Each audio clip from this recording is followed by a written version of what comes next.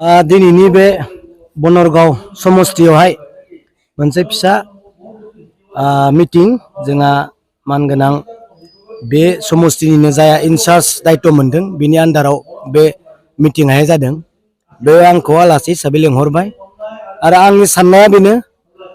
आं दिनै नोंथांमोननि चेनेलनि गेजेरजों बेखौनो बुंदों रायजोनो मोनथिहोनांगौ गोबां खोथा दं जाय खोथाफोरा दिनै अनलि प्रेस मिटजोंल' जाला रायजोनि मेल मिटिं न'खर न'खर थांनानै बुंनायनिबो दिनै सम जाबाय होनना आं दिनै नोंथांमोननि चेनेलनि गेजेरजों बुंदों। मोनथिनांगौ उइथ एभिडेन्स उइथ प्रुफ लेखाफोरखौ लानानै मिथिहोनांगौ जोंहा गोबां खोथा दं बिटिसिनि सोमोन्दै बिटिसिआव मा जागासिनो दं बा बिटिआरआव मा जागासिनो दं। आं मैया दाखालिबो बुंदों जे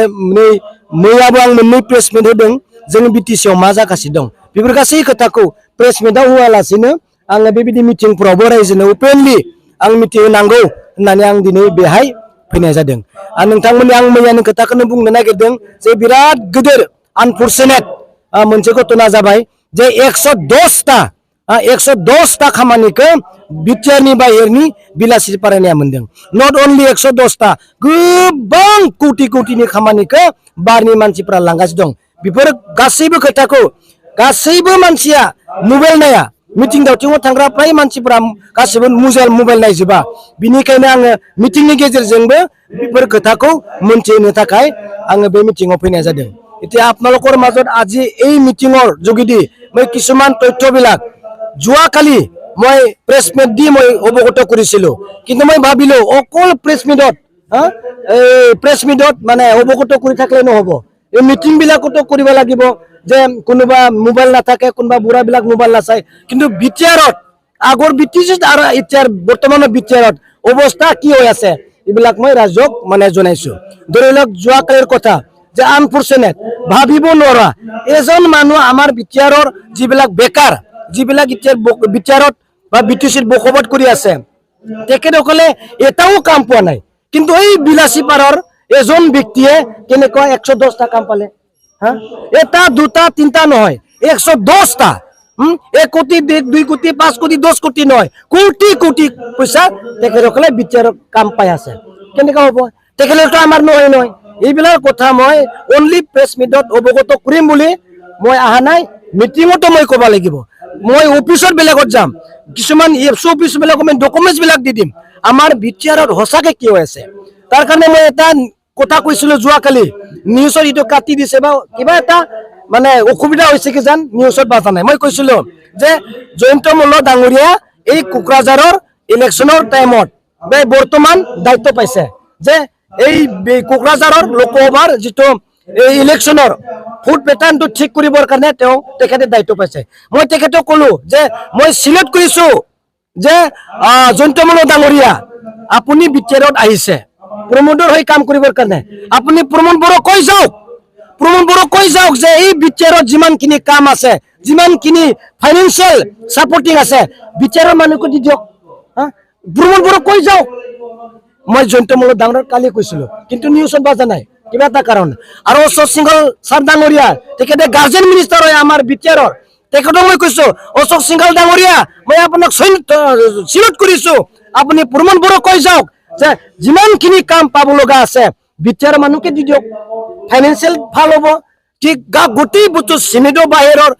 ৰ'দো বাহিৰৰ মানুহ বাহিৰৰ লেবাৰো বাহিৰৰ কণ্ট্ৰেক্টাৰো বাহিৰৰ টাইলছো বাহিৰৰ আমাৰ কেনেকুৱা চলিব ছাৰ বিটিআৰত এই কথা মই যোৱাকালি কৈছিলোঁ কিন্তু ক'ব লগা বহুত আছে কিন্তু আমাক বিটিআৰক এই বিটিচি ৰাইজৰ কাৰণে বিটিআৰ দিছে নহয় জানো কিবা এটা ফাইনেন্সিয়েল গ্ৰাণ্ট দিছে তেখেতসকলে আমাক দিছে দিয়াৰ পিছত যদি গোটেই বস্তু বাহিৰৰ পৰা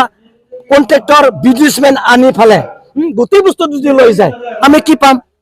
এই কথা মই যোৱাকালি কৈছিলোঁ। তাৰ কাৰণে এই আজি মিটিঙত এই কথা ক'লোঁ মই এই মাত্ৰ মিটিঙত মই কথা ক'ম এই নহয় গোটেই জেগাত মই অফিচত বিলাকৰো যাই এই গোটেই ডকুমেণ্টছ লৈ কথা পাতিম। এই बिपिएफनि समाव जिबायदि जानो गोनां घटना जाबाय थादों गोबां घटनाफोरा दिनै बिटिआरआव जादों जिबायदि नोङो साकरि होनो हायो सिगाङाव होबाय थादोंमोन बुंनांगौ गैयामोन नङा होमबा दिनै बै बिटिआरआव बाहेरनिफ्राय कन्ट्रेक्टर फैदों सिगाङाव फैयाखैमोन बुंनांगौ सोरबा इन्टेलेक्सुवेला गैयामोन दिनै जोंनि बिटिआरआव जि स्कुल प्रवेशलाइनि खोथा जिथु दा जायाखै जानो गोनां दंमोन बे कर्टआवनो फैफानाय कर्टआव खिन्थु दिनै जायनि थाखाय